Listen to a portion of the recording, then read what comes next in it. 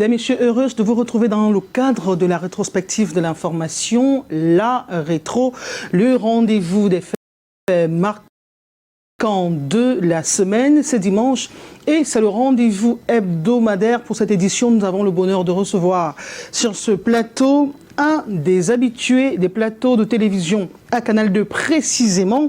Il est membre du Shadow Cabinet, le SDF, en charge de l'économie, du commerce et des finances. Louis-Marie Kadeu, bonjour, bienvenue. Bonjour madame et merci de m'inviter une fois de plus au Canal 2. Vous sortez d'une réunion du NEC qui est le comité exécutif national qui gère le parti entre deux congrès. Les grandes résolutions fortes qui en sont sorties sont lesquelles? Non, on peut retenir une ou deux. La principale, c'est que le NEC a mis sous coordination les comités exécutifs régionaux pour permettre que le processus de réorganisation, de renouvellement à la base se poursuive jusqu'à la fin. Il faut dire que jusqu'ici, ce processus était bloqué par les exécutifs régionaux. Je peux vous expliquer tout ça après.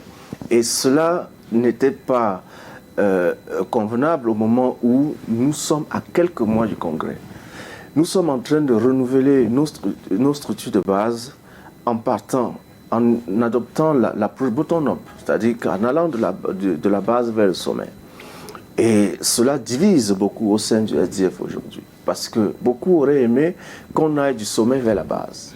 Aller du sommet vers la base signifierait quoi, madame? Ça signifierait par exemple que l'on n'anticipe pas le congrès et que l'on désigne les nouveaux responsables du parti avec tout leur bureau et que l'on aille sur le terrain imposer ça à la base, sans être sûr que cette personne a une légitimité populaire.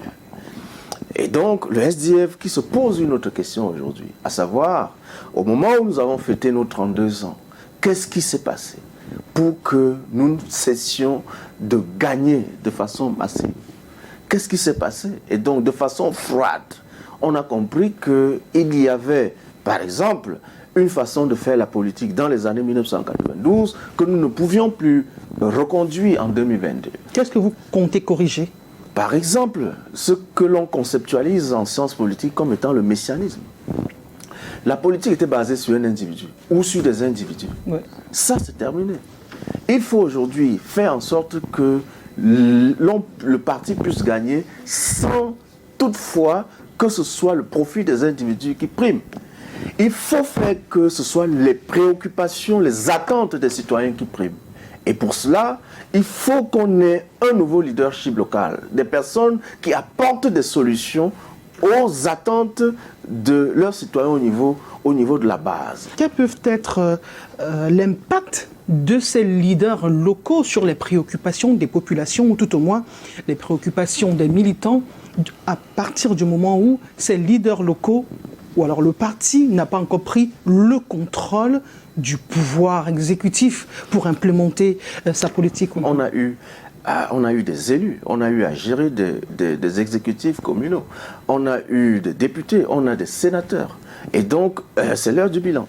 Cela veut dire clairement que, et c'est ça qui pose problème, et c'est pour ça que vous aurez des personnes qui ont peur de ne plus revenir parce qu'ils vont être vomis par la base, qu'ils ont négligé au moment où ils géraient les exécutifs communaux ou bien au moment où ils étaient élus. Oui. C'est ça le problème qui se pose actuellement et qui fait que vous entendez beaucoup de remous autour des activités préparatoires du Congrès. C'est que le bottom-up signifie que si, pendant que vous étiez élu, vous n'avez pas été à la disposition des populations et que des gens sont fâchés contre vous.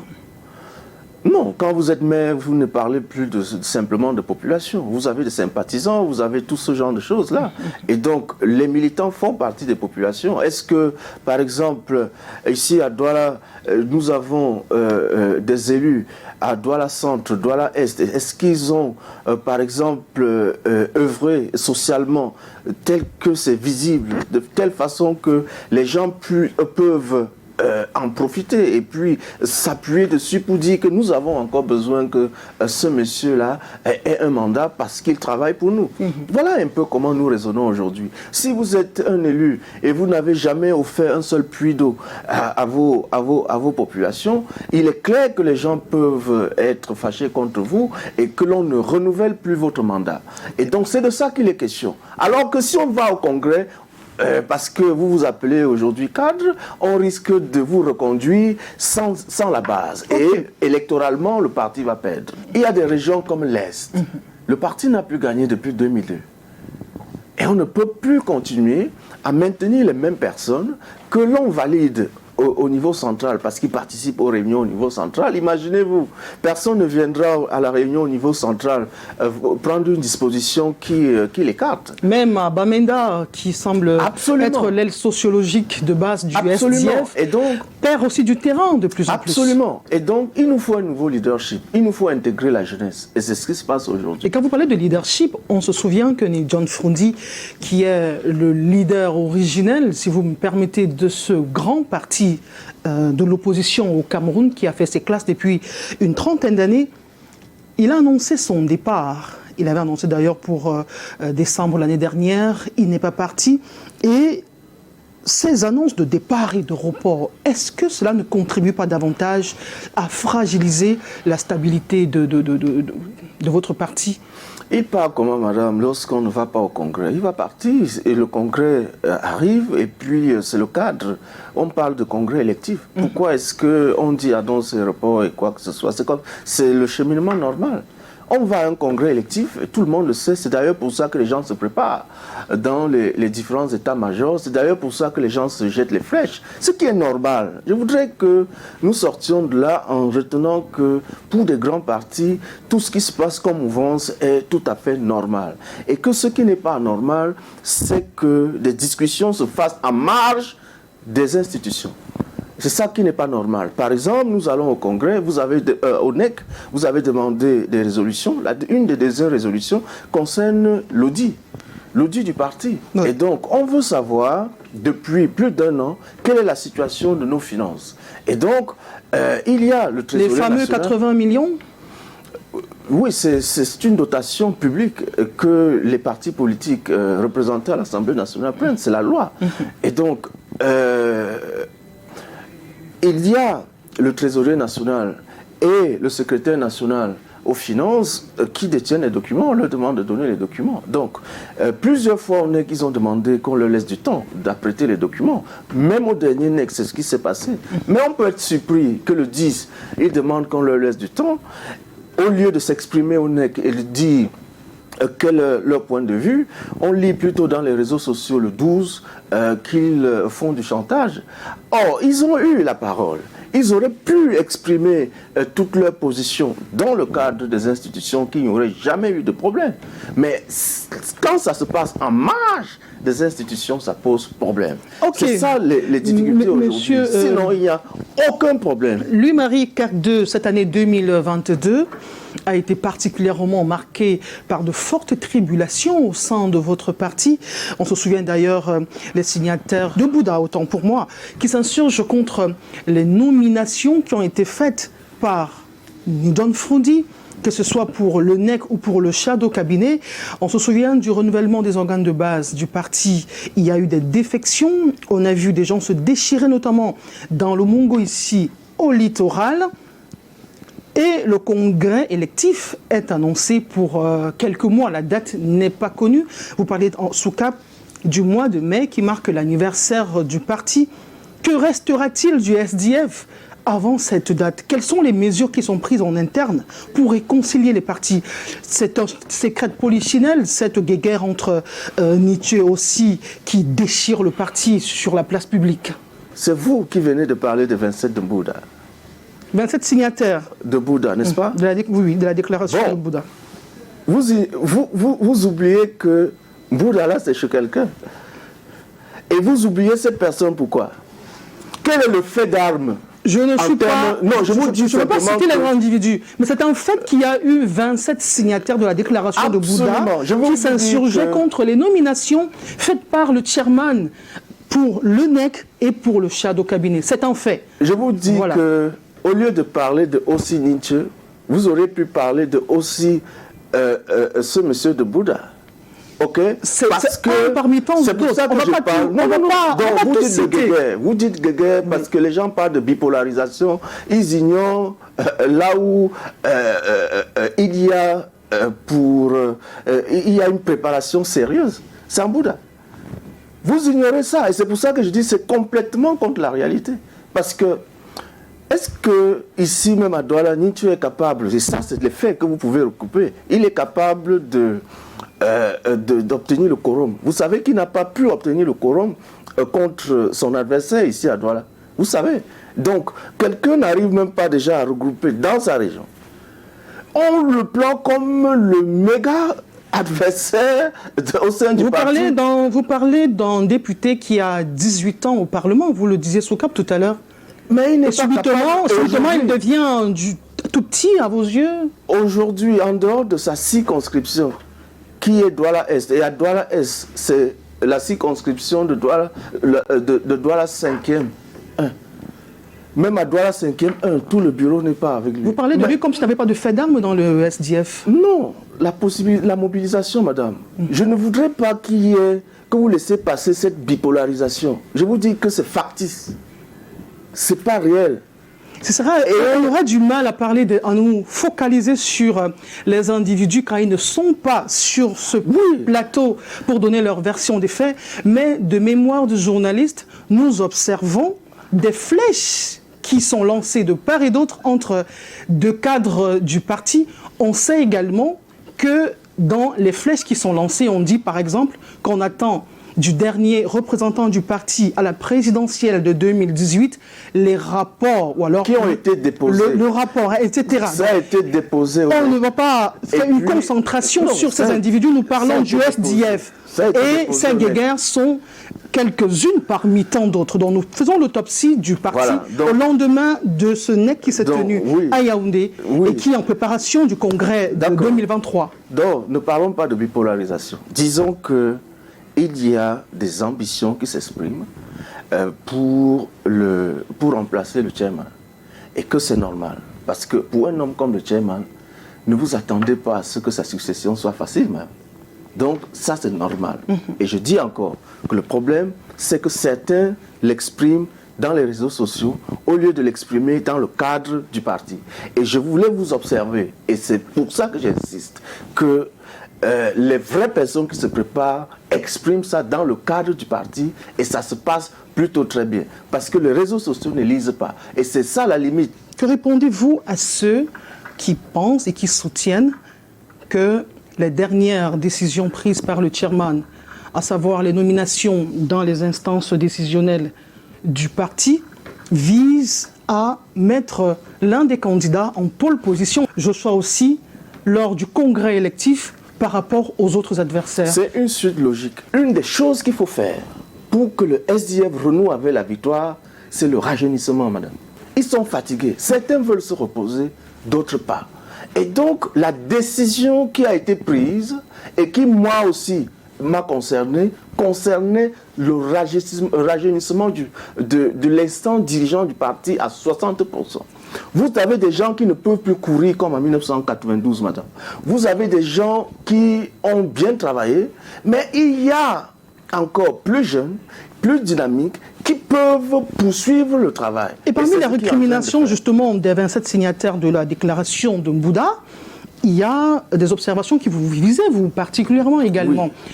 Selon que votre nomination ne respecte pas le statut ou alors les textes réglementaires du parti. Ce n'est pas vrai, je vous explique ça. Je ne suis pas membre statutaire du NEC. Je suis membre d'une commission. La commission peut coopter qui on veut dans une commission. Et je suis membre du NEC, c'est de droit, parce que je suis président d'une commission technique en charge des finances, de l'économie et du commerce. C'est ma commission. Je ne suis pas membre du secrétariat. C'est ça qu'ils n'ont pas compris. Et c'est parce qu'il y a eu un gros désordre avant que cette décision est venue mettre de l'ordre que les personnes qui étaient au shadow cabinet et se considéraient comme membres statutaires sont allés faire cette déclaration-là. Ça craint quand même qu'un parti qui a été positionné comme principal challenger du RDPC au Cameroun, 32 ans sur le terrain, et que des cadres ne maîtrisent pas ou ne maîtrisent pas le minimum en matière de texte, n'est-ce pas? Je ne réponds pas à leur place, mais je vous explique que rien n'empêche, et quand nous on considère le shadow cabinet comme un gouvernement en attente, avez-vous vu que l'on ne copte que les partisans dans un gouvernement? Il arrive qu'on fasse un gouvernement, on prenne dans la société civile, n'est-ce pas? Que l'on prenne dans les autres partis pour constituer un gouvernement. Parce que c'est une équipe. Et pour nous, au sein du SDF, c'est un groupe de réflexion. C'est d'ailleurs pour ça que je réagis en tant qu'expert, en tant que technicien. Et mes positions ne sont pas la position du parti. Mes positions, pour que ça devienne la position du parti, doivent faire l'objet d'une résolution du NEC. Et pour que cela arrive au NEC, il faut que Madame la secrétaire générale veuille bien, qu'elle veuille bien soumettre ça au NEC, pour que ça devienne une position du parti. Je ne suis pas membre du secrétariat général. Et on dit également que des cooptations ne devraient pas être de façon unilatérale. Non. Vous devez savoir que les gens ont boycotté le NEC pendant longtemps. Et comme ils ne venaient pas aux réunions, ils n'ont pas su que une des résolutions donnait le pouvoir au président national de rajeunir la structure, de rajeunir le parti. Et c'est ce qui s'est passé.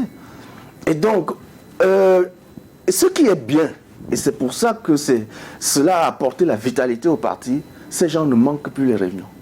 Et c'est très bien. Au regard de ces déchirements, ils ne manquent plus les réunions. Au-delà, vous avez dit, on ne parle pas de bipolarité, mais à l'évidence, il y a beaucoup de bagarres. Vous direz peut-être que ça témoigne de la vitalité du parti. 2025, c'est pas loin, c'est dans 2 ans, s'il faut aller sur la base de la soustraction 2025 moins 2022. Que restera-t-il? C'est peut-être précoce de poser cette question. Comment se prépare le SDF pour affronter 2025 quand on sait que 2018 n'a pas été aussi je vous donne une figure. Oui. On ne gagnait pas parce que les structures n'étaient pas implantées. Si nous partons, comme on est en train de travailler là maintenant, si on a 20 000 cellules, on vise 50 000. C'est ça le travail de l'implantation. Oui. Si ici à Douala, on a 10 000 cellules, on gagne à Douala. Parce que... 10 000 cellules. Calculons. Si chaque cellule nous donne 100 voix, on en a 50 000, on a 5 millions, on gagne les élections présidentielles. Oui.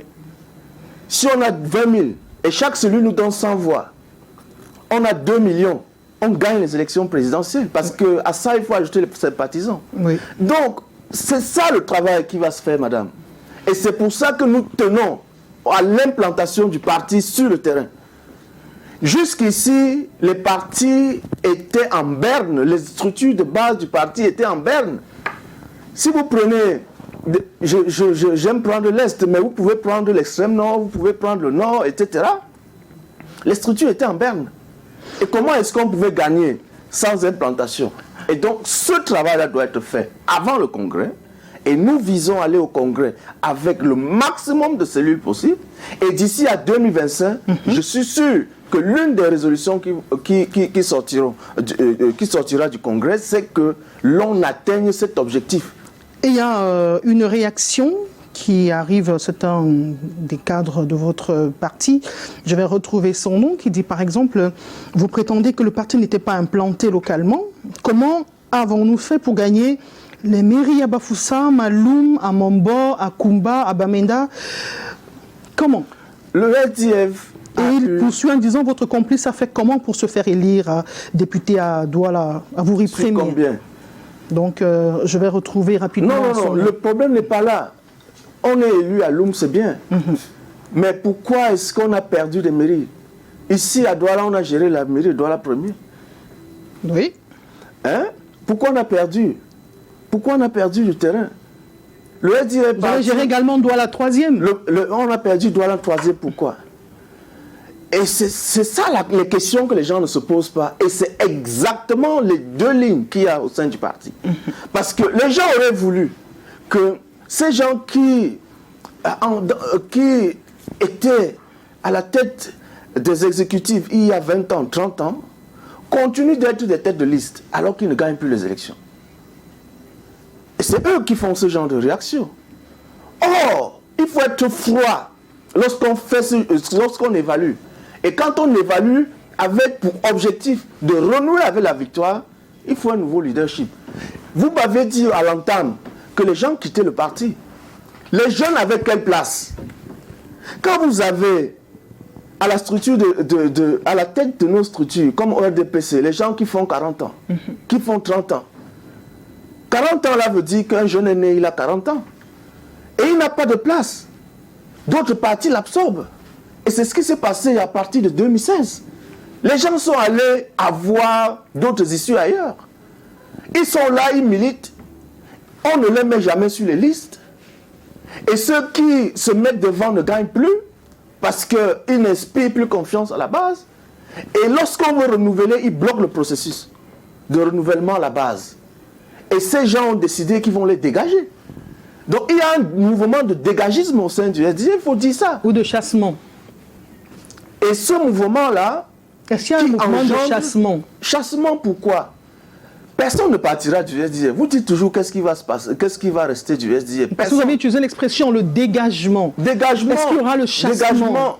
Non. Chassement, je ne veux pas aller dans le sens que chassement veut dire exclusion.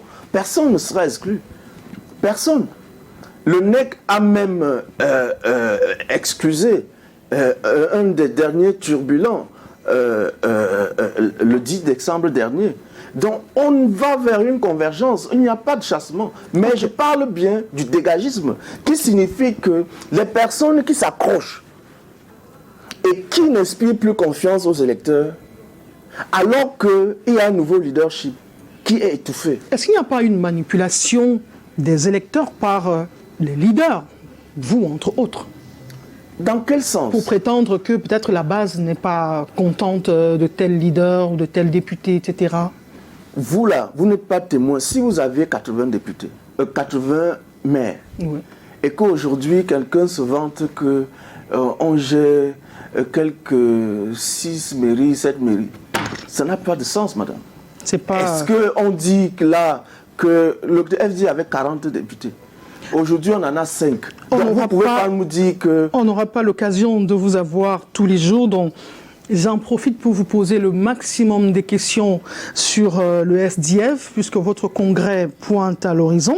Il y a une autre opinion, celle de Moustapha Ngouana, qui est le responsable juridique de votre parti.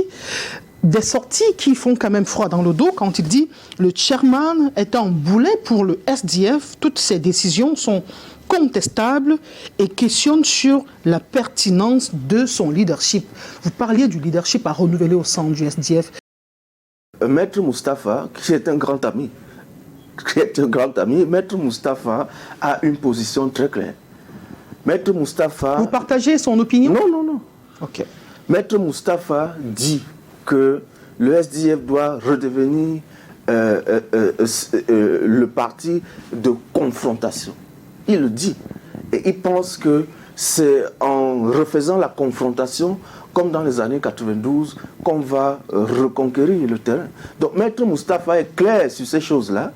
Parce qu'il a cité nommément le chairman qui a annoncé sa sortie et qui, normalement, au congrès électif, va remettre le tablier. Et on sait qu'il y a eu plusieurs décisions qui ont été prises par le chairman depuis l'annonce de son départ.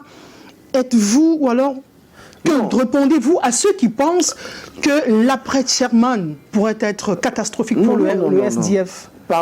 Finissons un sujet, sinon... Nous sommes dans le sujet et on parle de leadership. Parlons de la position de Maître Moustapha. Oui, justement, nous y sommes. Les gens ne comprendront nous pas, y sommes exactement. Je l'ai encore devant moi. Oui. Maître Moustapha a participé au congrès qui a suivi notre nomination, il a plaidé. Quand je parle de plaidoirie, il a plaidé comme devant une barre, à la barre, n'est-ce pas? Il a plaidé comme il sait très bien le faire. Sachez que c'est notre conseiller juridique. Et donc, il sait très bien le faire, il a plaidé. Sauf que il est un des conseillers juridiques. Et il fait partie du collège des conseillers juridiques au sein du SDF. Et si il a cette position, ses collègues juristes ont d'autres positions, qu'est-ce que le NEC a fait? Le NEC leur a demandé d'aller s'entendre. Et donc, entre juristes, ils sont allés discuter. Il fait partie des 10 conseillers juridiques. Et ils ont discuté. Ils sont allés discuter. Et qu'est-ce qu'on a retenu au terme de leur discussion? Mais que les décisions du chairman étaient en règle avec nos statuts. Ils sont allés discuter. C'est une sortie qui est récente, hein? Oui, mais s'il n'est pas d'accord, il n'est pas d'accord. Et donc, ce qu'on est en train de dire aujourd'hui, ce n'est pas que dans un parti politique, vous avez la pensée unique, madame. Soyons d'accord là-dessus. Le problème, c'est que ça doit se faire dans le cadre préétabli pour faire ce genre d'échange-là. Malheureusement, les réseaux sociaux sont venus aujourd'hui et les gens peuvent faire des tweets, mais sachez que la situation a été plus violente par le passé. C'est pour ça que vous ne devez pas vous craindre après 2023. En 2006, c'était plus violent. En 2002, c'était plus violent. En 1994, il y avait les Mongo Betty, les Ambrascom, etc. Ils sont partis. En 1997, c'était très difficile. Mais ce qui est important et ce qui est intéressant dans les faits historiques, c'est que je prends 2002. 2002, il y a eu une vague de démission accusant le chairman d'être de collusion avec le RDPC. Sachez que les gens qui sont les premiers... Une relation de larron en foire, quelque chose. Sachez que les gens qui sont les premiers à accuser sont souvent les traîtres dans l'affaire. Les indiques même, il faut le dire, dans l'affaire. Parce que les gens qui sont partis en 2002, parce qu'il y avait les élections qui étaient en cours, et pour fragiliser le SDF, on a lancé ce genre de choses. Le chairman est en collusion avec le RDPC, etc. Ils ne se sont pas entendus. C'était plus violent que ce que vous voyez aujourd'hui. Ils sont partis, ils ont créé leur parti, madame. Et ils ont rejoint officiellement le RDPC. Il faut le savoir, et le SDF est toujours là. Je ne peux pas citer de nom. Mais le SDF est il vaut mieux là. parce qu'on pourra demander un droit de réponse. Les gens ne seront pas toujours disposés. Les gens qui sont les premiers accusés, non, ce sont des faits. Ces gens ont créé leur parti et ils font partie de la majorité présidentielle aujourd'hui. Donc sachez-le. Et ils étaient les premiers à accuser le chairman d'être de collusion avec le RDPC. Donc, comprenez que les personnes qui le plus souvent sont les premiers à accuser, vous accusent pour que vous ne voyez pas le jeu qu'ils sont en train de jouer. En réalité, leur mission, c'est de s'aimer la zizanie. Or, nous sommes au-dessus de ça. Et John Froudi n'est pas le Messie, puisque vous avez parlé du messianisme en l'entame cette émission. Il a été à son époque, c'est-à-dire qu'il a été... Il ne l'est plus. Non, il est fatigué, il a dit. John Froudi a fait une vingtaine de fois le tour du Cameroun. Il dit 22 fois il a fait le tour du Cameroun. Madame, oui. 22 fois il a fait le tour du Cameroun. Aujourd'hui, il n'a plus les forces. Là. Il peut ne plus avoir les forces et mettre quelqu'un qui va continuer sa politique. Ce n'est pas une histoire de maître. Aujourd'hui, il entre guillemets. Non, il dit aujourd'hui... Toutes les questions que je vous pose, c'est en fonction des réactions et c'est pour ça que suscitent les sorties du Denis John Frondi ou cette décision. C'est pour ça que je réponds. Voilà. Je réponds en disant que on a renvoyé tout le monde à la base. Et on a le 18.8 sur tous les exécutifs mettent tout le monde au même pied d'égalité. Donc il n'est pas possible pour quelqu'un aujourd'hui de dire qu'on m'a désavantagé. Okay. Parce que tout le monde est au même point d'égalité. Et sur le point sur Joshua aussi. Le problème, c'est que c'est deux choses. C'est un, il a été désigné comme candidat en 2018. Et donc tout le monde a vu que c'est le dauphin. Or, c'était un processus démocratique et un processus de rajeunissement aussi, parce que sachez-le. Et donc, beaucoup de personnes, y compris parmi ceux qu'on appelait les pères fondateurs, n'ont pas été contents. Mais il fallait trouver un jeune qui a des idées et non plus une démarche identitaire ou bien une démarche messianique. Il m'a dit qui est le meilleur d'entre nous qui peut porter les idées et les candidatures du SDF. Je connais le programme qu'on a présenté aux élections présidentielles en 2018. Et la jeunesse a-t-elle permis de redorer l'image du parti? Rien ne s'est passé en dehors de ce que le SDF a perdu les plumes dans la présidentielle. Non, on a amputé le SDF du NOZO qui était pourvoyeur de ces voix jusqu'en 2018. Donc, les gens qui font des analyses politiques biaisées ne comprennent pas la réalité. Le SDF a été amputé du NOZO. Si vous voyez même le nombre de députés... Sans la crise du NOZO, vous dites... On aurait eu les mêmes performances que par le passé. Regardez le calendrier électoral depuis 2007, par exemple, pour ce qui concerne les députés. Le NOZO fournissait environ 20 députés. Chaque fois, 2007, 2000, en 2007, il n'y avait pas, par exemple, le MRC. Il y a eu de nouvelles formations politiques qui se sont... Le MRC n'est pas implanté dans le NOZO. Si on vous parlait de ça aujourd'hui, non. Donc cela n'aurait eu aucun impact. Et donc, cette vingtaine de députés a été amputée. Et donc les mêmes 5 députés qu'on a dans la zone francophone, depuis environ 2007, sont revenus. Et donc, disons que il n'y a pas... Les gens qui font l'analyse politique doivent faire sur la base des faits. Nous, on a déjà tiré... Les faits également, c'est qu'il y a eu une municipale et législative en 2019 en pleine crise du NOZO. Mais le RDPC a damé le pion au SDF, à Bamenda, par exemple. Non. Dans le nord-ouest. Avec les militaires, c'est la même stratégie qu'on a utilisée pendant le maquis. Quand l'UC, l'Union camerounaise, qui est devenue l'UNC, voulait fragiliser l'UPC, ils ont fait la même chose. Ils ont utilisé les militaires pour implanter l'UC ou l'UNC dans la Sanaga maritime en zone Bamileke. C'est ce qui s'est passé. Et donc, on a utilisé les militaires pour implanter le RDPC.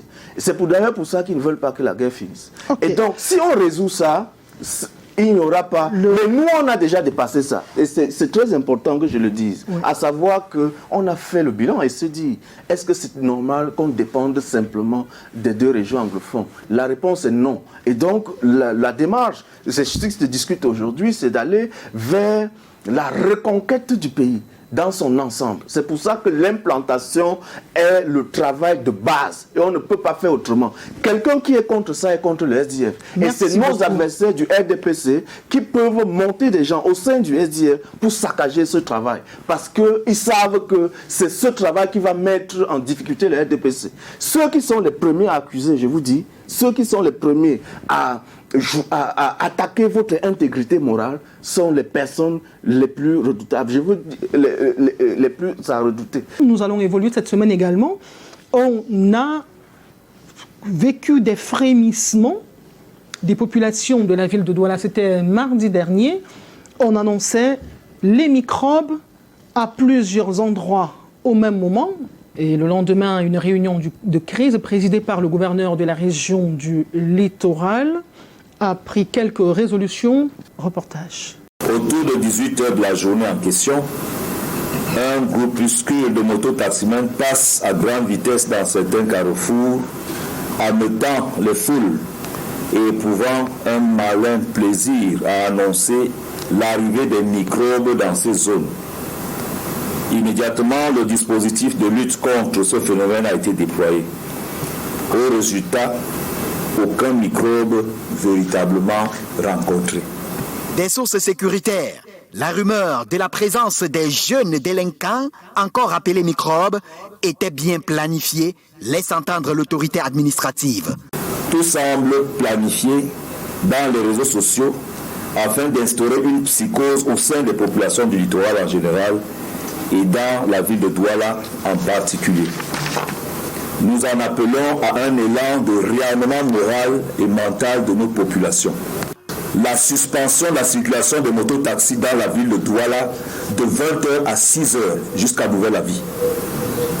La fermeture des débits de boissons et salles de jeux de bar dans certains quartiers cibles. L'interpellation des colporteurs systématiques de fausses nouvelles, y compris dans les réseaux sociaux, et leurs complices et leur déferlement devant les parquets compétents. L'interdiction du port de machettes, couteaux et autres objets tranchants et contondants. En plus des motos à usage commercial, les débits de boissons bien ciblés seront fermés jusqu'à nouvel avis. Ceci fait suite à la frayeur vécue par les habitants de Douala ces 2 derniers jours. Il est 20h ce mercredi soir à Douala, dans l'une des rues de la ville. Les forces de maintien de l'ordre et le préfet du département du Vouri, Benjamin Boutou, s'assurent que la mesure imposée par le gouverneur de la région du Littoral en début de journée est respectée par les conducteurs de mototaxi. Notre équipe traverse différentes zones. Elle effectue des descentes dans quelques rues et quartiers de la ville pour évaluer le niveau de conformité à l'ordre administratif. La réalité sur le terrain est bien différente de ce à quoi on aurait pu s'attendre. En l'absence des forces de maintien de l'ordre, on constate que les motocyclistes vaguent librement à leurs activités habituelles. L'interdiction du gouverneur n'est pas un frein. Certains conducteurs d'engins à 2 roues admettent être au courant de l'interdiction de circuler à partir de 20 h et d'autres disent ignorer la décision. Pour non-respect de la mesure, des centaines de motos sont saisies. Les conducteurs sont interpellés et les passagers sont priés de rentrer chez eux. Mais celui qui travaille après 20 h, qui sache qu'il ne récupérera plus sa moto. Et ça nous fait une peine de moins. La nouvelle mesure sécurité prise par le gouverneur de la région du littoral, Samuel Dieudonné Ivaradibois, est diversement appréciée par la population. La mission elle est bonne, mais présentement c'est ciblé pour des mauvaises personnes. Le phénomène de microbes là est dangereux pour la ville. Donc cette mesure permet en réalité de pouvoir voir clair dans cette affaire. Certains quartiers de la ville ne sont accessibles qu'avec des motos. Les habitants de ces zones enclavées ne savent à quel sens se vouer. C'est pas nouveau, le phénomène de microbes dans la ville de Douala. De jeunes gangsters qui opèrent à l'arme blanche, à ciel ouvert, et ce depuis 3 ans bientôt. Selon le psychosociologue de l'éducation Maurice Somo, la compréhension du phénomène est à restituer dans la globalité sociale. Il y a des jeunes qui en réalité ont perdu, il faut le dire ainsi, ont perdu tout espoir en ce qui concerne leur insertion harmonieuse dans la société. Il y a la faim qui sévit, c'est-à-dire qu'il y en a qui ne parviennent même pas à manger. Il y en a qui, à la vérité, n'ont pas un espoir de trouver demain un emploi. Donc, tous ces jeunes qui sont dans des quartiers comme Makea, qu'on reconnaît pour beaucoup de misérabilité, ce sont des jeunes à la recherche d'un exutoire. Des lectures sont à faire sur leur mode opératoire. L'heure à laquelle ce phénomène se déroule est assez indicatrice également. Une façon de dire que les gars, ils font à ciel ouvert, à découvert. Pour passer un message, ils veulent vous dire c'est nous. Au-delà de ça également, à cette heure de la journée, normalement, des individus, des enfants qu'ils sont, pour la plupart, devraient être à l'école, au boulot pour certains. Mais s'ils ont le temps d'aller poser ce genre d'actes, ça veut dire qu'ils sont oisifs. L'expression de la reproduction sociale n'est pas à exclure. À l'image des aînés, des parents, des dirigeants qui aujourd'hui peuvent se permettre d'utiliser le langage, la violence pour exprimer un certain nombre de besoins, eh bien, les enfants reproduisent textuellement ce qu'ils regardent chez les aînés, chez les dirigeants, pour le faire également. Et enfin, pour dire, eux, ils vivent de façon ostentatoirement riche, eh bien, nous sommes là, nous souffrons. Et voici donc le message que nous apportons à la société. Face à ces problèmes globaux qui s'expriment par le canal de l'incivisme, l'on préconise l'éducation de masse dans les quartiers, rétablir la confiance entre le système gouvernant et cette jeunesse dite de la génération sacrifiée, et plus de justice dans la répartition des richesses de la nation.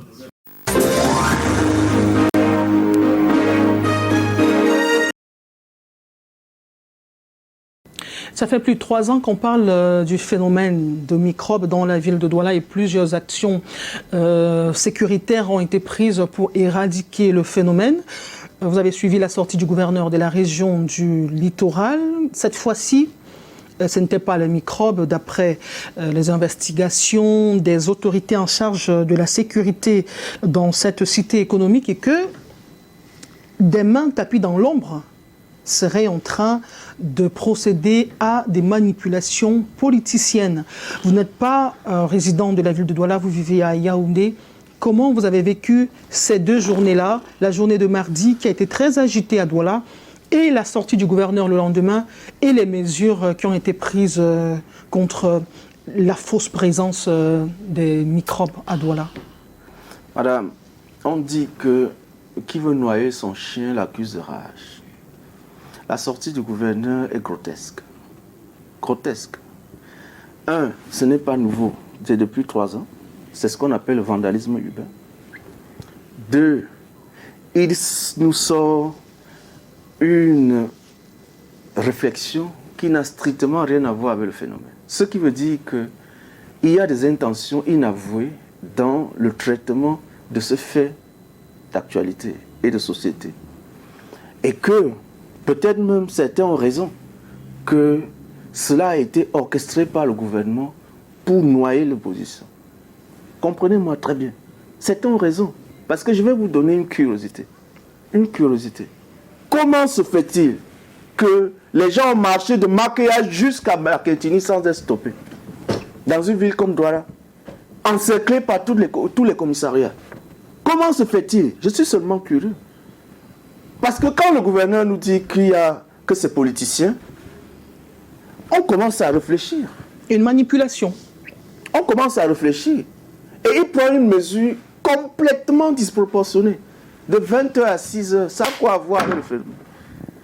Est-ce que c'est ça qui va empêcher que, selon les informations, ça s'est passé en journée, mais aussi, une fois en journée, une fois la nuit? Qu'est-ce qui va se passer en journée? Et lorsque les gens vont aller à pied la nuit, est-ce que ça va empêcher le phénomène? C'est complètement disproportionné et inopportun. Et donc, soyons clairs sur ces choses-là. Nous pensons, ou penchons plutôt du côté de ceux qui pensent que le gouvernement a lui-même orchestré, suivez très bien ce que je dis, orchestré. Vous accusez le gouvernement d'avoir orchestré. Orchestré ça, pour noyer l'opposition. Parce que qui veut accuser son chien qui veut noyer son chien l'accuse de rage. Et je le dis, expliquez-moi ce qui pouvait se passer pour que les gens partent de Makéa pour arriver à Lakentini, au vu et au su de tous, dans une ville militarisée comme Douala. On les a laissés passer, madame. Et c'est ce que je veux insister dessus. Ça, c'est un fait. Un autre fait, c'est que on annonce les microbes à plusieurs endroits au même moment. On voit des motos qui affolent les populations en annonçant il y a les microbes ici, les microbes arrivent. Et quand vous roulez, vous ne rencontrez pas les microbes. On vous dit c'est à Ndokoti, on vous dit c'est à Bonamoussadi. Et au final, il n'y a pas de bilan, puisqu'on sait comment les microbes opèrent. On connaît leur mode opératoire. Et au bilan, on n'a pas grand-chose sur la main. Comment vous expliquez cela? Le gouvernement a lui-même orchestré tout cela pour accuser l'opposition. Donc, vous jetez les pierres entre vous. Le gouvernement dit que c'est l'opposition qui manipule pour déstabiliser en cette période de fête de fin d'année. Vous, l'opposition, vous dites c'est le gouvernement qui a envoyé les motos, apeuré les gens, annoncé de part et d'autre qu'il y aurait des microbes. Sinon, où est le bilan? Ils ont le monopole de la force publique. Ça s'applique seulement sur les manifestants de l'opposition. Voilà ce qu'on appelle le vandalisme urbain. Et quand on rentre à l'origine de ça, on met à nu un système de laisser faire et de laisser aller. À Makéa, au vu et au sud de tous, il y a un trafic, un marché de drogue, en pleine ville, encerclé par des commissariats, 2e, 6e, etc. Et personne, mais personne ne s'attaque à ça, madame. Voilà le phénomène. À votre avis? Mais tant qu'il est vrai que c'est là-bas que ça se passe, il y a des commissariats tout autour, pourquoi donc la police ne s'y attaque pas? Mais demandez au gouverneur. C'est pour ça. La question, puisque c'est vous qui l'affirmez. C'est pour ça, moi j'ai mon interprétation. Vous savez que on sort tous d'une école de communication. Les faits sont sacrés, l'interprétation est libre. Les faits, c'est ce que je suis en train de dire. On a 2e, 6e partout qui encerclent Makéa. Donc c'est facile de résoudre le problème. Mais ils laissent. Alors, après, ils sont les premiers à dire que nous, on instrumentalise. C'est-à-dire que, comme si on contrôlait les forces de sécurité. Comment est-ce qu'on peut instrumentaliser les forces de sécurité alors que, pour faire une simple manifestation, on n'arrive pas? On n'arrive pas pour s'exprimer sur les sujets majeurs de l'actualité, on n'arrive pas. Donc, soyons clairs sur ces choses-là. Nous allons vers la fin d'année, il y aura un renchérissement de coûts de vie. Le gouvernement a peur. Le gouvernement a peur. Ils n'ont pris aucune mesure, mais je dis aucune mesure, pour que les populations passent les fêtes de fin d'année dans les festivités, comme on le dit, dans la joie. Et comme on a souvent annoncé. Il y a eu la conférence des gouverneurs qui vient de s'achever, la 2e. C'était en début de semaine. Et l'amélioration des conditions de vie des populations, la sécurité faisait partie des sujets majeurs. Avec la bouche, madame, avec la bouche, quelles sont les mesures? Il faut l'implémenter. On commence par théoriser pour aller à la pratique. Nous sommes aujourd'hui, nous sommes aujourd'hui à une semaine des fêtes. On va implémenter quand? Soyons sérieux. Rien n'a été fait par ce gouvernement pour faciliter la vie aux Camerounais. Et comme ils savent que ça peut susciter la colère sociale, on fait le couvre-feu. Parce que ce qui se passe de 20h à 6h, c'est le couvre-feu. Il y a des gens qui ont fait des propositions, à savoir peut-être le retour du commandement opérationnel, si tant il est vrai que le phénomène de microbes perdure dans la ville de Douala. Qu'est-ce que vous en pensez? Le commandement opérationnel est sans objet, c'est contre les droits de l'homme. Il y a d'autres propositions qui vont dans le sens de l'amélioration des conditions de vie ou de l'éducation populaire qui permettent de résoudre le problème de vandalisme. Ok, pour sortir sur le sujet... C'est un problème de vandalisme. Ne pensons pas qu'on va toujours faire la guerre. On fait déjà la guerre au Nozo. On fait la guerre à l'extrême nord. On fait la guerre à Douala.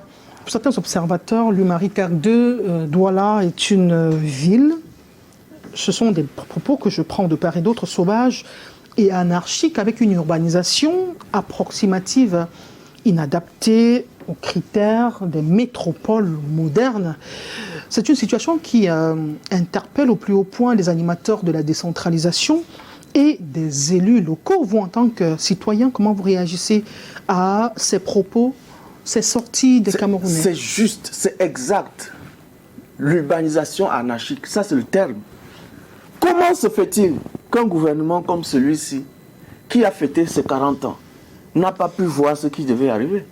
C'est ce qu'on appelle urbanisation anarchique. Partout ailleurs en Afrique, si je prends la Côte d'Ivoire, ils ont prévu ça. Ils ont fait une je voulais dire moderne, comme on est en train de dire là. Et allez-y voir Abidjan. Et donc, chez nous, il y a de plan directeur pour rien. Et ça va nous rattraper. Il y a un plan directeur d'occupation des sols qui a été pris par... l'ex-exécutif de la mairie de Douala, Dr Tonnet, on se rappelle. Il y a un plan d'occupation des sols à Douala. Qui est respecté où?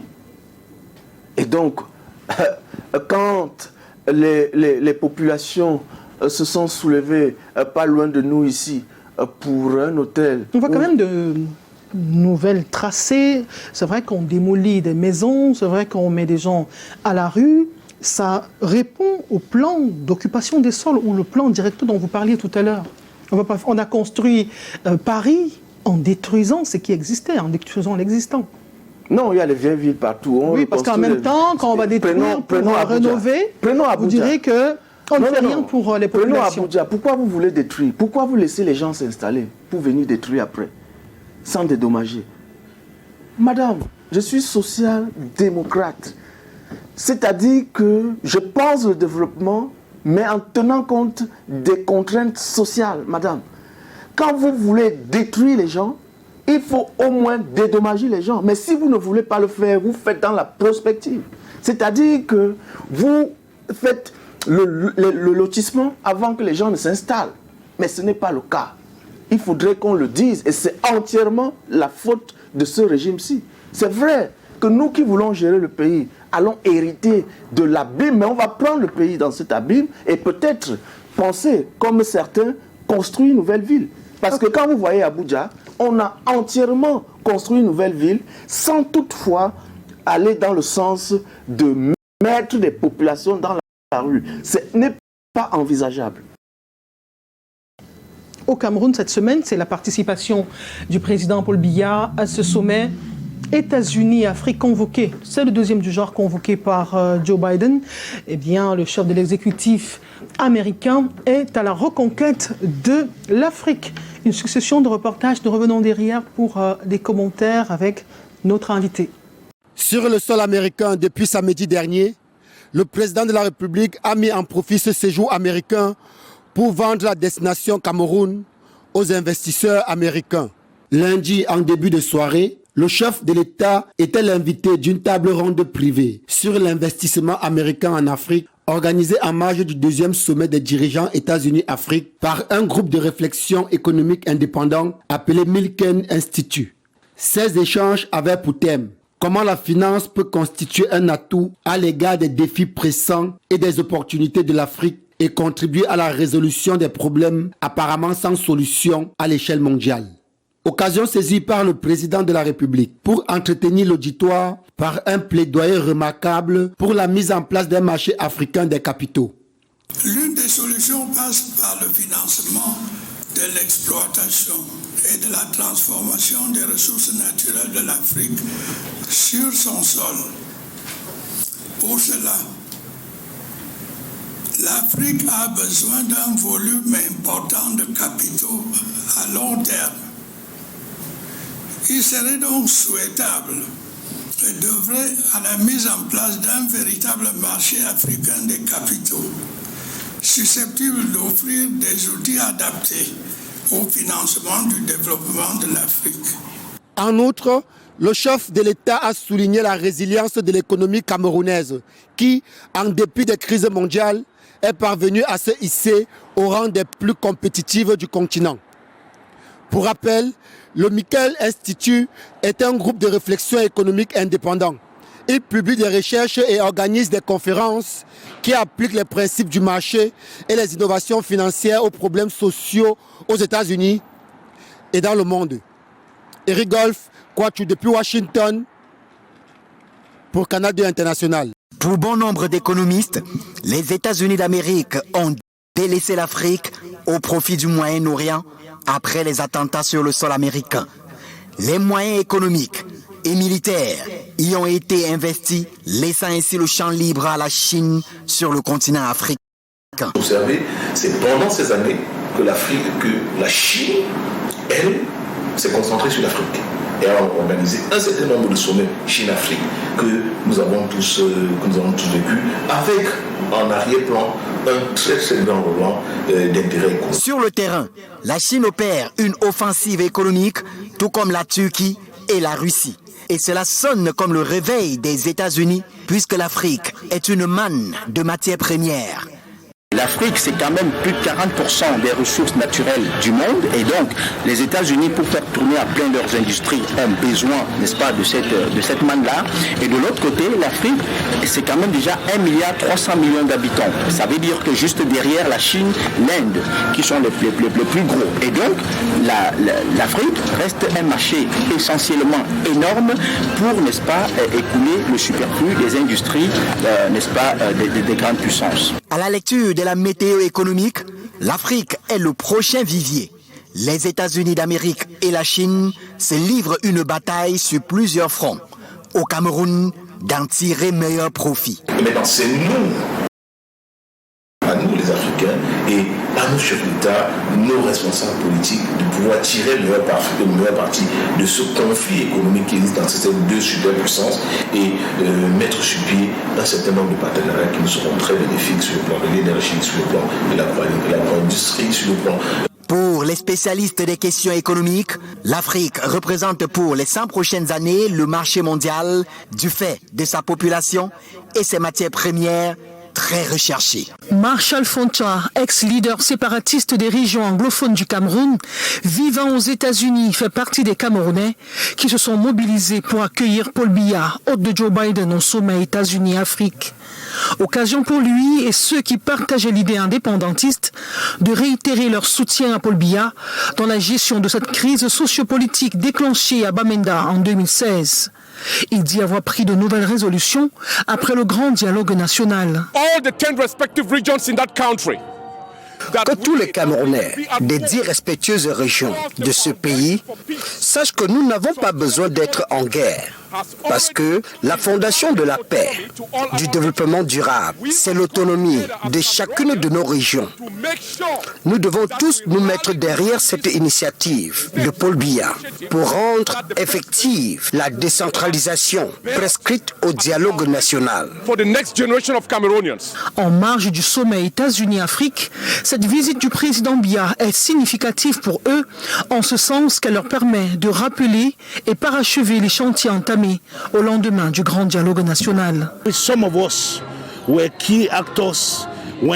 Certains d'entre nous font partie des acteurs clés de l'appel à l'indépendance depuis que le président Biya a décidé de faire des concessions en nous offrant le statut spécial et la décentralisation. Nous avons opté pour l'apaisement en venant l'accueillir aux États-Unis et lui dire que nous sommes disposés à travailler avec lui pour le retour de la paix et l'unité du Cameroun. Il souhaite que cette position soit celle de tous les mécontents afin d'apaiser les tensions et préserver les acquis. Nous sommes tous africains. Nous ne sommes pas francophones, nous ne sommes pas anglophones. Nous tous, Camerounais, sommes Cameroonians. Nous tous sommes Bantouphones.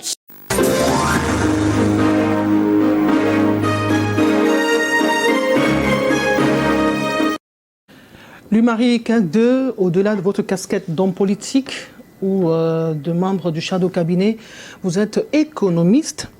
Quelle carte dispose Biden pour se démarquer en Afrique? On sait que la Chine, la Turquie, la Russie se sont déjà taillés une bonne part. On parle de la part du lion. Qu'est-ce qui reste? Quelle carte? La force. C'est la première puissance du monde. C'est la force. Et il faut arracher les parts des autres par la force. Où ils veulent. C'est la force. Et les États-Unis sont intéressés par le golfe de Guinée. On va leur donner ça. Sauf si, quand je dis on, c'est tous ces partenaires que vous êtes en train de citer, ils vont faire le poids avec qui? Quelle puissance va s'opposer aux États-Unis? Et c'est pour ça que Paul Biya l'a d'ailleurs compris. Il ne va nulle part, il est parti aux États-Unis. C'est la force. C'est le rapport de force qui joue en politique. Et dans les relations internationales, c'est ce qu'on appelle la realpolitik, c'est-à-dire la prédominance des intérêts économiques sur tout ce qui peut être droit de l'homme, machin, tout ça. C'est les intérêts économiques. Et ces intérêts économiques, pour les États-Unis, sont clairs. Il faut contrôler le golfe de Guinée. Et ils mettent tous les moyens. C'est d'ailleurs pour ça... Ils vont retrouver la Russie. Hein. C'est d'ailleurs pour ça que les États-Unis avaient été très laxistes dans le traitement du dossier des ambazoniens. Et qu'aujourd'hui, les lignes ont bougé. Grâce à une action menée aussi par le SDF et par notre député Joshua aussi, qui, dans le cadre de la diplomatie parlementaire, a bien vu, a anticipé, a compris, a eu la vision qu'il fallait écrire à Joe Biden pour lui donner la réalité des faits sur le terrain, afin que ceux qui instrumentalisent la cause anglophone à partir des États-Unis et qui contribuent au financement des opérations sur le terrain soient neutralisés. Ça porte les fruits, on l'a vu. Donc, certaines personnes, et c'est ça que certaines personnes appellent collabo, quand vous êtes député de la nation et que vous travaillez pour votre pays et que les enjeux du pays sont en œuvre, il n'y a pas histoire de collabo, le machin. Nous, on travaille pour le développement du pays. Et maintenant que la guerre va finir dans le Nozo, grâce entre autres aux actions de Joshua aussi, le SDF va se réimplanter. Nos militants vont être en mesure de participer aux élections. Vous disiez que qu'est-ce qu'on va devenir après? Voilà la vision. Et c'est intéressant d'avoir ce genre de choses-là. Donc je voulais qu'on soit très clair là-dessus. Les États-Unis ont leurs intérêts. C'est clair, mais maintenant la question, c'est quels sont nos intérêts? Parce que pour quelqu'un comme moi, qui veut appartenir à une équipe qui dirige et qui parle d'économie, de finance et de commerce, je m'interroge et je me dis, est-ce que les investisseurs peuvent mettre pied ici en l'état? La réponse, c'est non. Il y a un problème de sécurité. Sur 10 régions au Cameroun... On a vu le ministre des Finances avec le PDG de Chevron qui... Parlons du climat des affaires. L'investisseur ne vient pas là où le climat des affaires n'est pas assaini. Parce que vous semblez dire que tout est noir, il n'y a pas d'investisseurs étrangers au Cameroun parce que la situation... pas qu'il n'y a pas. Oui. Il y a des investisseurs... compte de vos propos. Hein? Non. Il y a des investisseurs qui sont ici dans le cadre des accords cadres. Ce qu'on appelle les accords cadres et qui ne sont compétitifs en rien. Le temps imparti tire vraiment à sa fin. C'est la rétro, il faut toucher un peu à tout. On parle de culture cette semaine. C'est 2 baobabs qui sont tombés en début de semaine. Il s'agit du patriarche. C'est ainsi qu'on le présente. Ekambi Briand, qui est parti, et 48 heures après, Diéné Diento. Je vous propose ces deux reportages qui retracent le parcours de ces ambassadeurs de la culture camerounaise. Mon histoire. C'est par cette déclaration que débute cette biographie sur l'artiste Ekambi Briand. Elle s'achève avec une autre déclaration. Quelle histoire! Une exclamation qui tient le lecteur en joie tout au long de la lecture de ce livre d'une centaine de pages. L'auteur, Mathias Mondo, pénètre dans les profondeurs du vécu de l'artiste Ekambi Briand et avec des grilles d'analyse objectives, il raconte l'homme de ses origines à sa vie d'adulte. Subdivisé en 4 parties, le livre traite du jardin secret de l'artiste, de sa profession, de son rayonnement et de sa discographie. À propos justement, cette biographie éditée par Human Bet Edition fait mention de 75 chansons de cette icône de la musique camerounaise que l'on retrouve de la page 170 à 174. Mathias Mondo, à travers ce récit sur la vie de l'artiste Ekambi Briand, aborde la musique avec une approche scientifique. Un essai qui nous fait comprendre que la création immatérielle doit cesser d'être uniquement une affaire privée pour devenir aussi une grande cause nationale. Et cette biographie, ce magnifique ouvrage sur l'artiste Ekambi Briand, paru le 28 avril 2021, est disponible uniquement dans cette agence de voyage ici à Douala et même à Yaoundé, United Voyage. Vous pouvez trouver l'ouvrage qui raconte l'histoire de l'homme, cet artiste qui ne jamais ne va mourir.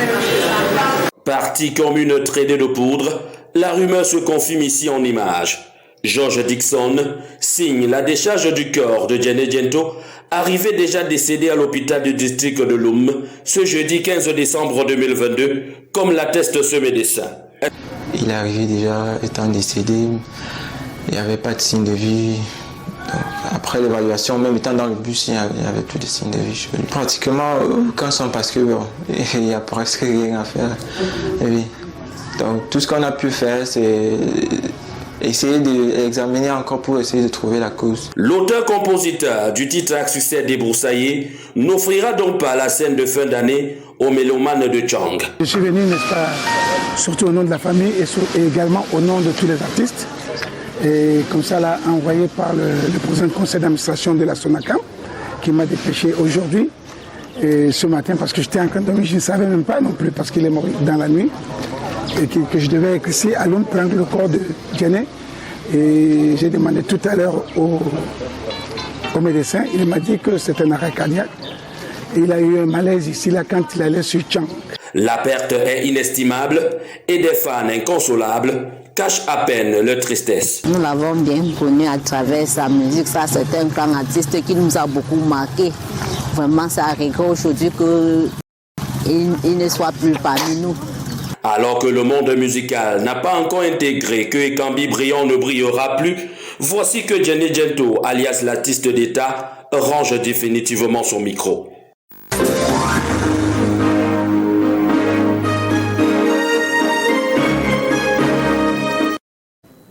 Louis-Marie Cardeux, qu'est-ce que vous gardez de ces illustres acteurs de la musique camerounaise, que ce soit Diéné ou Ekambi Briand?